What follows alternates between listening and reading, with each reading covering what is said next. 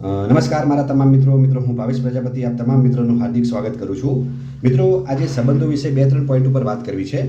મિત્રો તમારા સગાવાલાને ત્યાં કોઈ પણ પ્રકારનો અવસર હોય અને એ સગાવાલા તમને તમારા મોબાઈલમાં વોટ્સઅપ પર આમંત્રણ આપે છે અને તમારા બીજા અન્ય સગાવાલા છે એમને હરીભરી રૂબરૂ આમંત્રણ પત્રિકા દ્વારા આમંત્રણ આપે છે, તો સમજી લો કે એ સગાવાલાના અંદર તમારું ફક્ત ને ફક્ત આમંત્રણ વોટ્સઅપ પૂરતું જ છે, તમારો સંબંધ વોટ્સઅપ પૂરતો જ છે, એ સમજી લેવું। કોઈ માને કે ના માને આ કડવું સત્ય છે।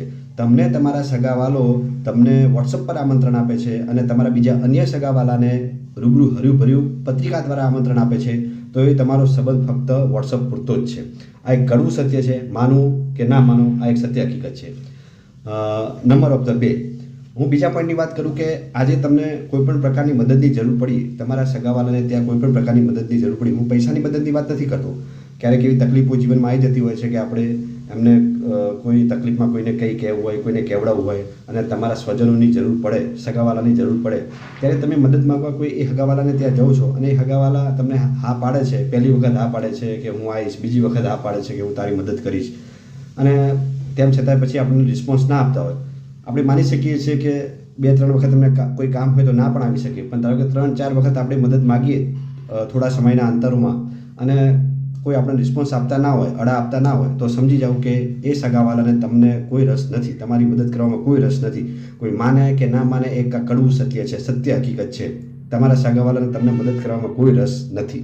આ એક સત્ય છે, સનાતન સત્ય છે, કડવું સત્ય છે। પોઈન્ટ 3, જાગતા ઉતરતા માણસોથી સમજી લો।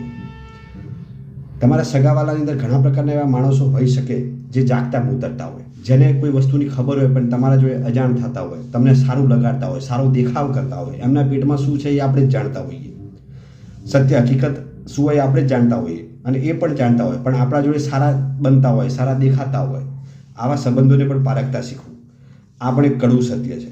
કોઈ માને કે ના માને, આ 3 મેં મહત્વના જે વાત કરી, 3 પોઈન્ટ ઉપર વાત કરી, 3 મહત્વના પોઈન્ટો છે।